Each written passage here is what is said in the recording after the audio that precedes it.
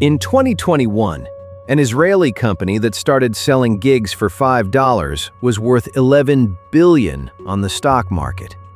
Fiverr wasn't selling logos or translations. It was selling the idea that anyone in the world could be your employee for the price of a coffee. Millions of freelancers in 150 countries offering everything from graphic design to programming. And millions of companies buying that talent with no contracts, no offices, no commitments. The pandemic turned it into a rocket. From $20 to $323 per share in less than a year.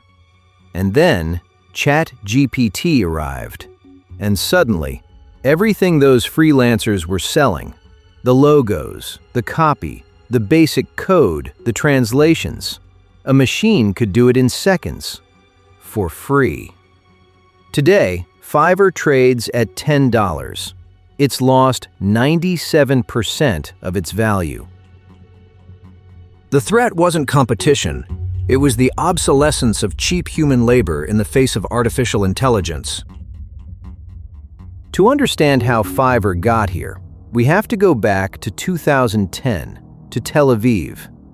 Micha Kaufman was an intellectual property lawyer, the kind of law that protects trademarks, patents, and inventions, turned entrepreneur. He'd already launched several startups without much success. One day, he teamed up with Shai Wininger, a product designer, and they both asked themselves the same question. Why is hiring someone for a digital job so complicated? If you need a logo, you have to find a designer, negotiate a price, sign a contract, wait weeks. Kaufman and Wininger thought, what if you could buy that logo the way you buy a pizza?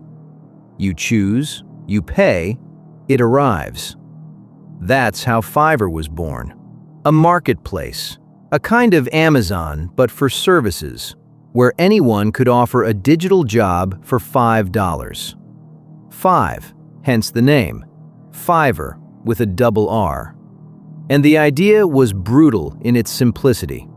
A designer in the Philippines, a programmer in India, a translator in Argentina. They could all list their services on Fiverr and start selling to the entire world from their living room. And companies could buy those services with one click. No interviews, no contracts, no HR department. By the first year, they already had thousands of registered freelancers. And in 2012, they raised $15 million in funding. But then they removed the $5 cap. Freelancers could charge whatever they wanted, $50, $500, $5,000 per project. Suddenly, Fiverr stopped being the cheap logo site and became a professional services platform. Or at least, that's what they wanted to believe. Because here's the trap. When your brand is built on everything for $5, the customer comes looking for bargains, not quality. And that's a problem no price increase can erase. And they were right to worry, because beneath that facade of democratizing work, there was a massive problem. Fiverr took 20% of every freelancer transaction, meaning for every $5 a client paid, the freelancer kept $4. But on top of that, Fiverr's algorithm rewarded the cheapest. The less you charged, the higher you appeared in search results. That created what economists call a race to the bottom, a spiral where everyone slashes prices to avoid disappearing, and in the end, nobody wins. A graphic designer with 10 years of experience was competing directly with an 18-year-old kid who just learned Photoshop, and both showed up on the same page. The result was predictable. Average quality plummeted, fake reviews multiplied, and Fiverr earned a reputation for cheap but bad that would haunt it for years. And then, in 2017, Fiverr launched an ad campaign that turned into a PR disaster. Posters in the New York subway with phrases like, you eat coffee for lunch, and sleep deprivation is your drug of choice. The campaign was called "In Doers We Trust," and it was meant to glorify hustle culture. But what the public saw was something very different. A company that takes 20% of your work, celebrating the fact that its freelancers don't sleep or eat. Gia Tolentino from The New Yorker titled her article, "The Gig Economy Celebrates Working Yourself to Death." And she was right. Fiverr was selling labor exploitation as if it were a lifestyle brand. But none of that slowed the growth, because the model worked, at least on paper. In June 2019, Fiverr went public. The IPO, the initial public offering, which is when a private company starts selling its shares to the public, was priced at $21 per share, and on the first day it jumped 90% to close at nearly $40. Investors were euphoric, and then the pandemic hit. And this is where the story gets interesting. And because the pandemic didn't just give Fiverr oxygen, it gave it steroids. March 2020, the world shuts down, and millions of people lose their jobs overnight and need to earn money from home. At the same time, millions of companies need remote digital talent because their offices are closed. Fiverr was sitting at the exact intersection of those two needs. Revenue jumped 77% in 2020.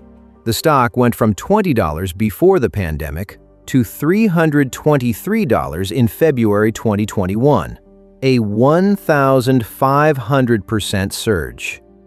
Fiverr was the darling of the gig economy. Wall Street treated it like the future of work. And Micha Kaufman did what every CEO does when money is raining down: spend it. He bought a Super Bowl ad in 2021, the most expensive advertising slot in the world, over $5 million for 30 seconds, and hired Four Seasons Total Landscaping, the landscaping company that became famous for that disaster with Trump's team, to star in it. Fiverr was playing in the big leagues. Coca-Cola, Amazon, Apple, an Israeli startup that sold $5 gigs buying Super Bowl airtime. But that ad wasn't an investment. It was a red flag. Because when a company that's never been profitable spends millions on brand advertising, something doesn't add up. Look at what was happening. Fiverr was growing because the WORLD was broken, not because its product was better. And when the world gets fixed, what do you have left? And the world got fixed. Vaccines arrived, offices reopened, and suddenly, companies no longer desperately needed to hire freelancers from home. The stock started falling, from 323 in February 2021 to 248 in June, then to 150 in December, and then the floor gave way. In 2022, Fiverr crashed to $34, a 90% drop in just over a year. Active buyers started declining, from 4.3 million in 2022 to 4.1 in 2023. The company was still generating revenue, $361 million in 2023, but the pandemic tailwind had evaporated. And right when things seemed to be stabilizing, right when Fiverr thought the worst was over, something arrived that Micha Kaufman didn't see coming. Or maybe he did, and that's the scariest part. Because in November 2022, OpenAI launched Chatgpt, and the world of freelance work changed forever. Because what Chatgpt did wasn't compete with Fiverr. It eliminated the reason its best-selling services existed. A logo a freelancer charged $50 to design. Mid-Journey now generated in 30 seconds. Ad copy that cost $100 Chatgpt wrote for free. A 200-word translation that took a day now took 1 click. And the worst part wasn't that AI did it cheaper. It's that many times it did it better than the average Fiverr freelancer. Because that average freelancer was already the product of the race to the bottom, the price war to the very bottom, that the platform itself had created. See the trap? Fiverr spent years rewarding cheap over good, and then something infinitely cheaper came along. The categories that generated the most revenue, writing, translation, basic design, simple programming, started collapsing. In 2025, the writing and translation categories dropped 20%. Active buyers fell from 4.1 million to 3.1 million, 13% fewer in a single year. And then, in April 2025, Micha Kaufman did something no CEO in their right mind would do. He sent an email to all his employees saying, word for word, AI is coming for your jobs. It's coming for my job too. This is a wake-up call. He didn't say it in private. The email leaked and went viral. The CEO of a freelancer platform publicly admitting that artificial intelligence was going to eliminate the jobs his business depends on. Imagine the owner of a pizzeria hanging a sign on the door that says, "Frozen pizzas taste better than ours." That's what Kaufman did. And there's something brilliant hidden in the madness. Kaufman wasn't shooting himself in the foot. He was trying to get his employees to reinvent themselves before it was too late. The problem is that the market doesn't distinguish between honesty and weakness. 5 months later, in September 2025, the honesty turned into an axe. Fiverr laid off 250 employees, roughly 30% of its entire workforce, to become what Kaufman called an AI-first company. A company that puts artificial intelligence at the center of everything. In other words, the company that sold human labor was firing humans to become an artificial intelligence company. Kaufman said AI was already doing internally the programming, marketing, and customer service work that those 250 employees used to do. He told his freelancers, "Your business won't be impacted." But nobody believed him. Because if AI had already replaced the internal employees, how long before it replaced the freelancers? And the answer was, not long.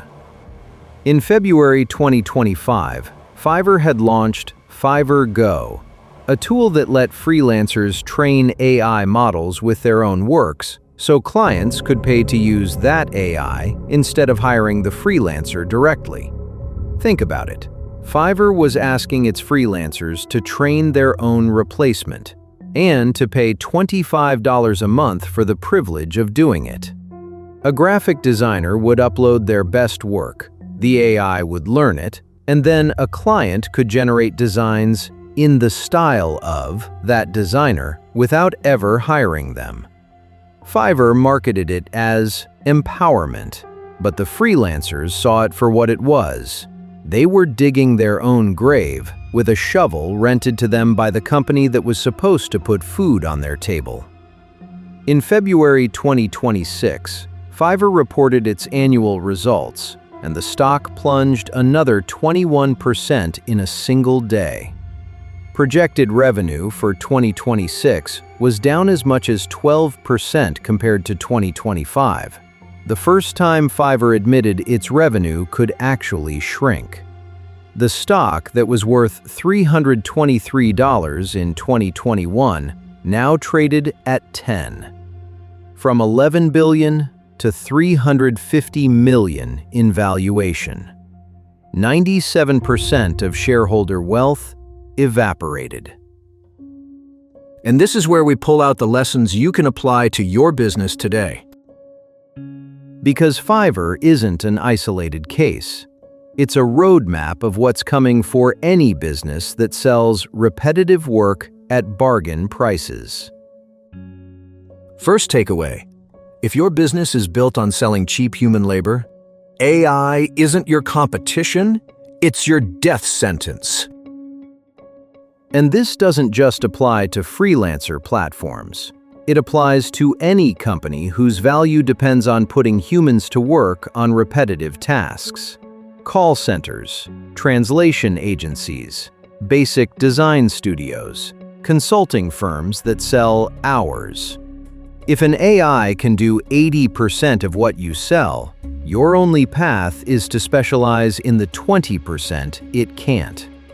The Fiverr freelancers who survived were the ones who offered something Chatgpt couldn't: strategy, original creativity, client relationships. The ones selling generic logos and filler copy disappeared. Second takeaway: when your platform connects supply and demand, your biggest risk is someone eliminating one of the two sides of the equation. Imagine you have an app that connects restaurants with delivery drivers. If tomorrow an autonomous robot comes along that handles drivers, restaurants no longer need drivers, and drivers no longer need your app.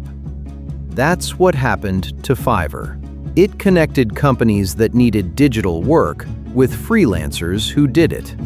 AI eliminated the need for freelancers for basic tasks, and with that, it eliminated the reason companies went to Fiverr. In one stroke, an entire side of the equation vanished. If your business is a middleman, you have to be indispensable to both sides, or you disappear. Fiverr was expendable for both. Third takeaway: growth that comes from an external crisis isn't yours. It's borrowed, and it gets paid back with interest. Fiverr grew 1,500% during the pandemic, but not because its product was better, because the world was broken and people needed to work from home. When the pandemic ended, the growth vanished.